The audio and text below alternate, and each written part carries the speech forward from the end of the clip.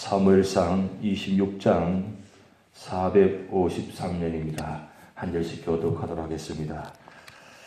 10사람이 기브아에 와서 사울에게 말하여 이르되 다윗이 광야 앞 하길라산에 숨지 아니하였나이까 하며 사울이 일어나 십광야에서 다윗을 찾으려고 이스라엘에서 택한 사람 3,000명과 함께 십광야로 내려가서 사울이 광야 앞 하길라산 길가에 진치니라.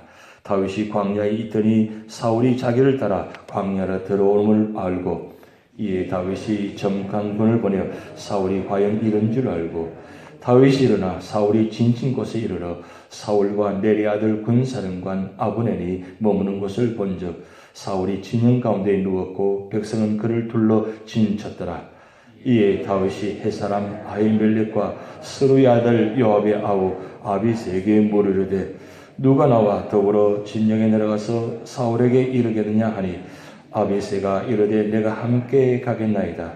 다윗과 아비새가 밤에 그 백성에게 나아가 본즉 사울이 진영 가운데 누워 자고 창은 머리 곁 땅에 꽂혀 있고 아브넬과 백성들은 그를 둘러 누웠는지라. 아비새가 다윗에게 이르되 하나님이 오늘 당신의 원수를 당신의 손에 넘기셨나이다. 그러므로 청하오니 내가 창으로 그를 찔러서 단번에 땅에 꽂혀 가소서. 내가 그를 두 번 찌를 것이 없으리이다 하니 다윗이 아비새에게 이르되 죽이지 말라.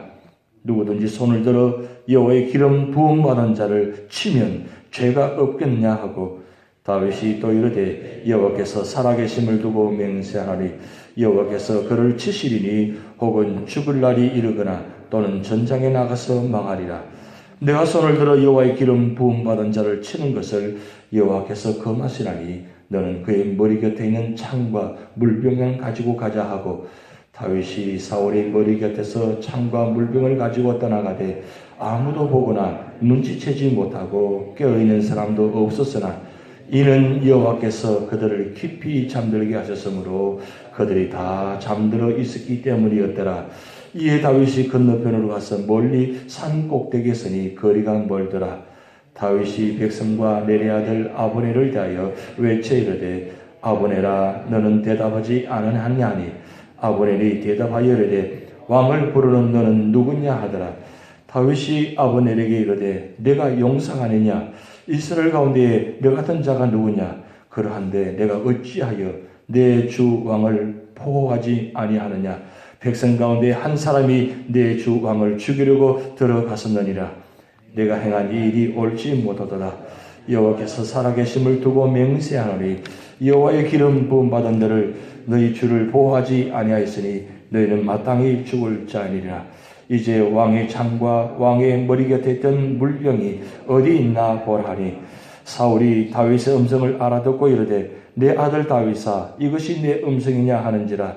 다윗이 이르되 내 주 왕이여 내 음성이니이다 하고 또 이르되 내 주는 어찌하여 주의 종을 쫓으시나이까. 내가 무엇을 하였으며 내 손에 무슨 악이 있나이까. 원하건대 내 주 왕은 이제 종의 말을 들으소서. 만일 왕을 충동시켜 나를 해하려 하는 이가 여호와시면 여호와께서는 제물을 받으시기를 원하나이다마는 만일 사람들이면 그들이 여호와 앞에 저주를 받으리니 이는 그들이 이르기를 너는 가서 다른 신들을 섬기라 하고 오늘 나는 나를 쫓아내어 여호와의 기업에 참여하지 못하게 함이니이다. 그런즉 청하건대 여호와 앞에서 먼 이곳에서 이제 나의 피가 땅에 흐르지 말게 하옵소서. 이는 산에서 매출하기를 사냥하는 자와 같이 이스라엘 왕이 한 벼룩을 수색하러 나오소서이니이다. 사울이 이르되 내가 범죄하였도다. 내 아들 다윗아 돌아오라. 내가 오늘 내 생명을 귀하게 여기선즉 내가 다시는 너를 해하려 하지 아니하니라. 내가 어리석은 일을 하였으니 대단히 잘못되었도다 하는지라. 다윗이 대답하여 이르되 왕은 창을 벗어서 한 소녀를 보내어 가져가게 하소서. 여호와께서 한 사람에게 그의 공의와 신실을 따라 가보시리니 이는 여호와께서 오늘 왕을 내 손에 넘기셨으되 나는 손을 들어 여호와의 기름 부음을 받은 자 치시기를 원하지 아니하였음이니이다. 오늘 왕의 생명을 내가 중히 여긴 것 같이 내 생명을 여호와께서 중히 여기셔서 모든 환난에서 나를 구하여 내시기를 바라나이다 하니라. 합독하시겠습니다. 사울이 다윗에게 이르되 내 아들 다윗아 내게 복이 있을지로다. 내가 큰 일을 행하였고 반드시 승리를 얻으리라 하니라. 다윗은 자기 길로 가고 사울은 자기 곳으로 돌아가니라. 아멘.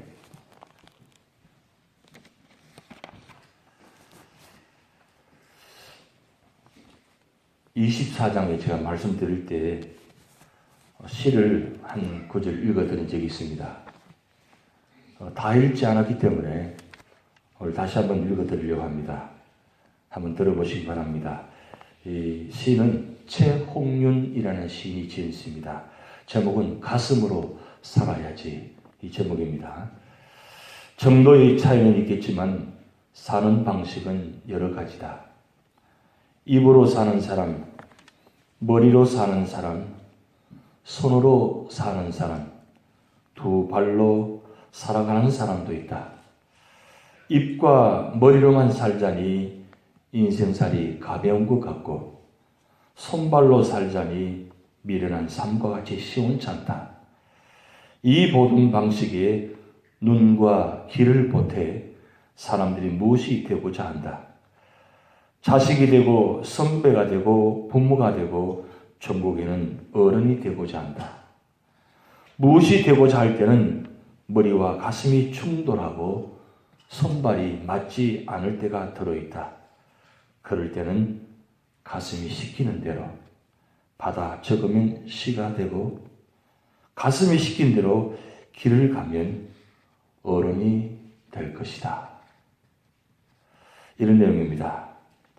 오늘 제가 말씀드린 내용은 사실 24장과 26장 정반대의 모습이 나타납니다. 똑같은 모습은 다윗이 사울을 죽일 수 있는 귀한 두 번 기회인데 두 번의 기회를 다윗은 사울을 보호합니다. 그런데 사울과 다윗의 상의 방식은 차이점이 있습니다. 그렇지만 상황은 이런 상황입니다. 쫓는 사람과 쫓기는 사람입니다. 사울은 쫓는 사람이고 다윗은 쫓기는 사람입니다. 그래서 다윗과 사울 관계가 19장부터 30장까지, 그러니까 결국 말하면 사무엘하 2장 1장까지 말씀 보면 다윗이 돕히기가 10년간의 기회입니다. 1차 돕히기, 2차 돕히기, 3차 돕히기가 있는데 19장부터 22장까지는 1차 돕히기입니다. 1차 돕히기 기간 중에 사울이 다윗을 쫓아가는 모양새입니다. 그것이 6번 다윗이 옮겨갑니다.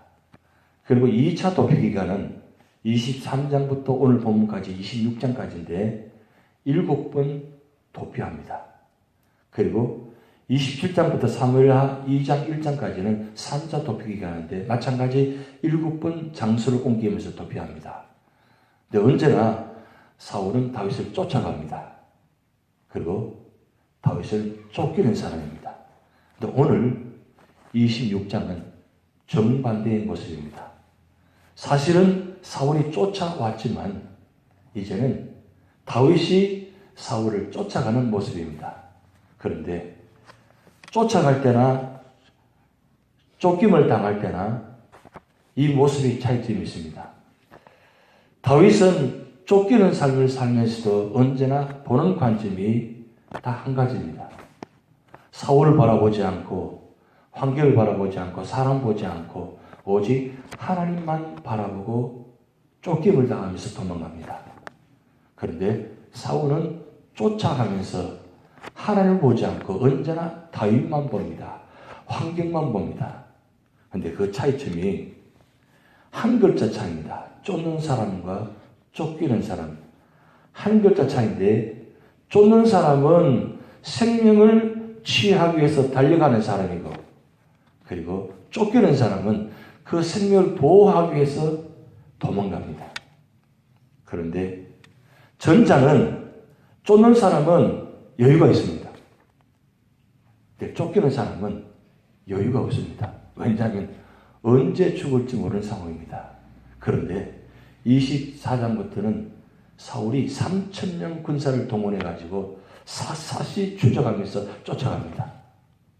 그러기에 다윗은 더욱더 여유가 없습니다. 왜냐하면 3,000명 군사는 그 유다 땅 광야 지역에 아무리 땅이 넓다 할지라도 숨을 곳이 사실 마땅치 않기 때문입니다. 그런데 다윗은 그 쫓기는 가운데도 오직 하나님만 바라봅니다. 하나님만 의지합니다. 하나님만 믿고 달려갑니다.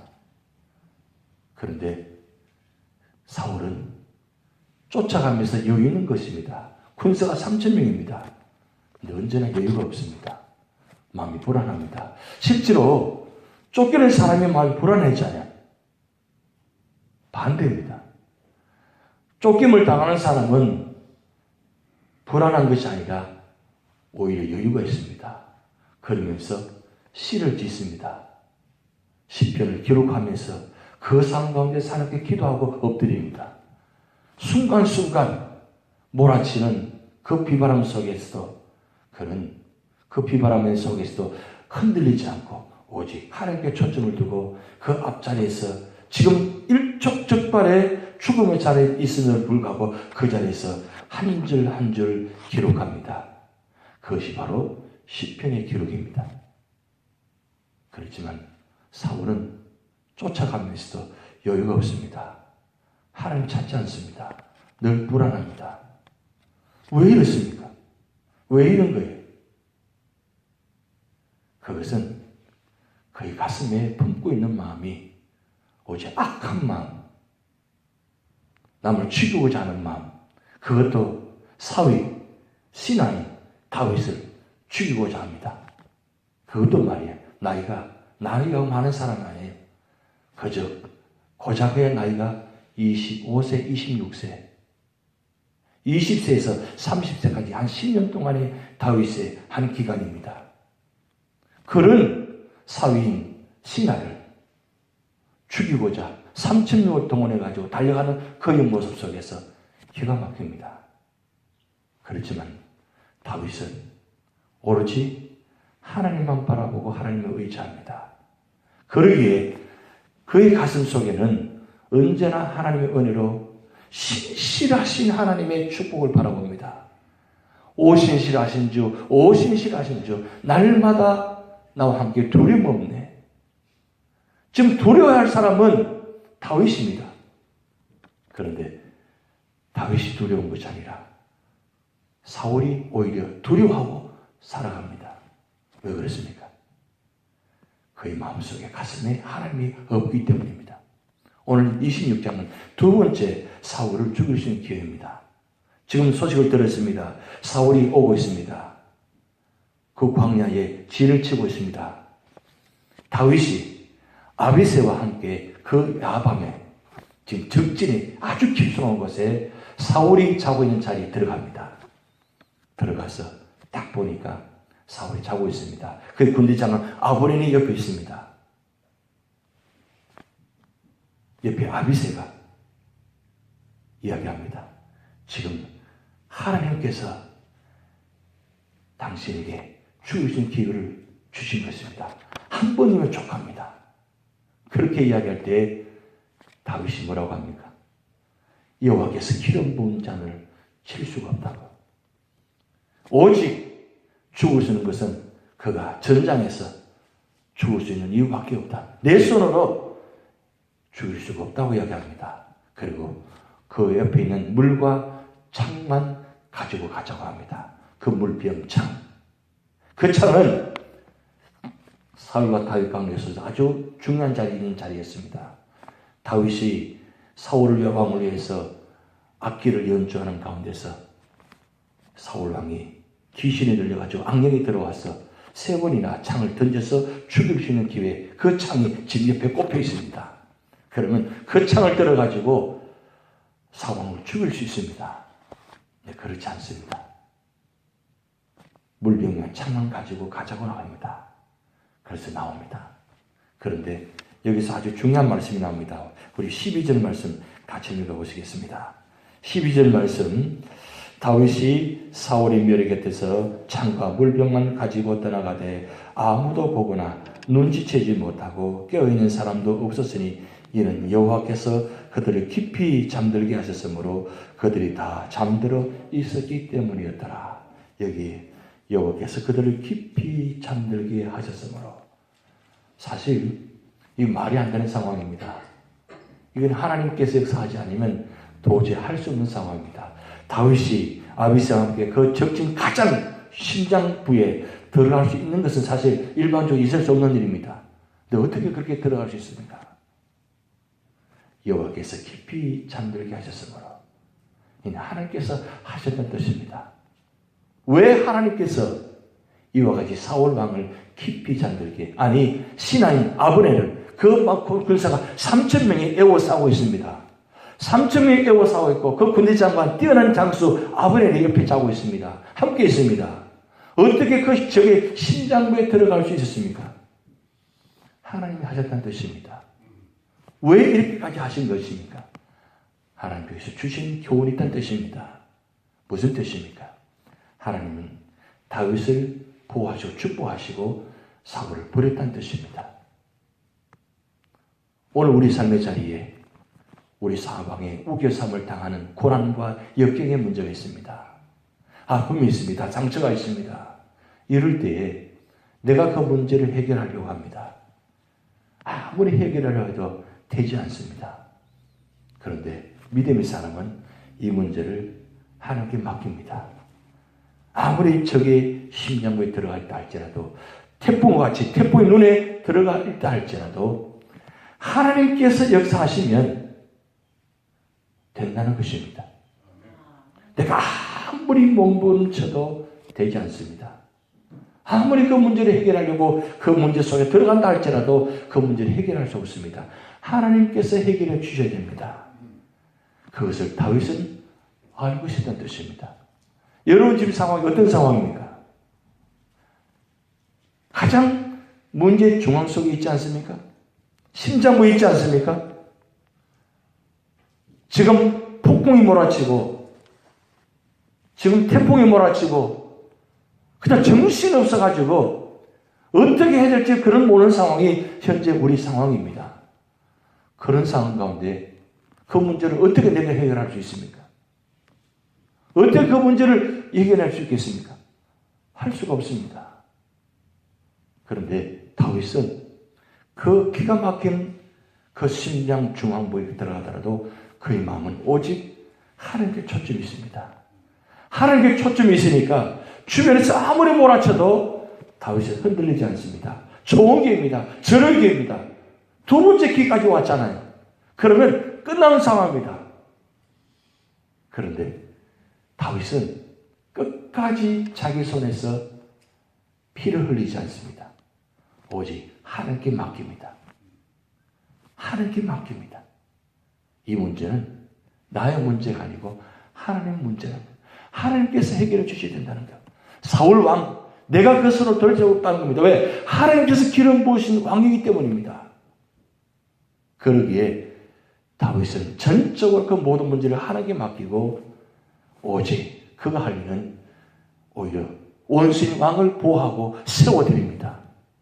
왜냐하면 하나님께서 그 왕을 인도하시기 때문입니다. 맡겨야 돼요. 저는 그 시인 중에서 롱펠로우 시인을 좋아합니다. 미국 시인입니다. 그의 마지막 부분에 이런 비 오는 날이라는 시가 있는데 그 시 중에 그 마지막 부분의 한 구절입니다. 모든 사람에게 비가 내린다.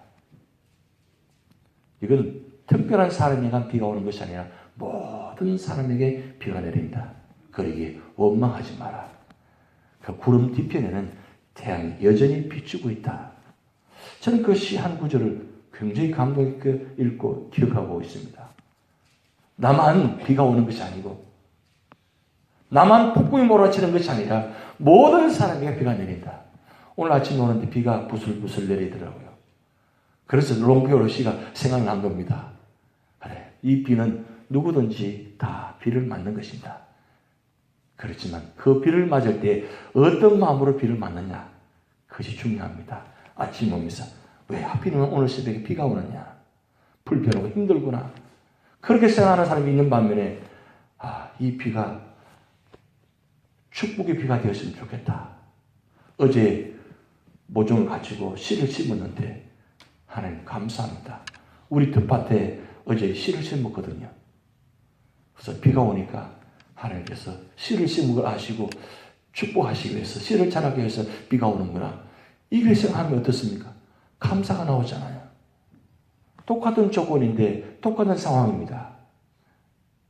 그렇지만 어떻게 가슴으로 받아들이느냐, 거기에 따라서 상황이 달라진다는 겁니다. 누구에게만 비가 오는 건 아닙니다. 나에게만 비가 오는 게 아니에요. 때로는 가랑비로, 때로는 폭풍의 비로 몰아칠 때도 있습니다.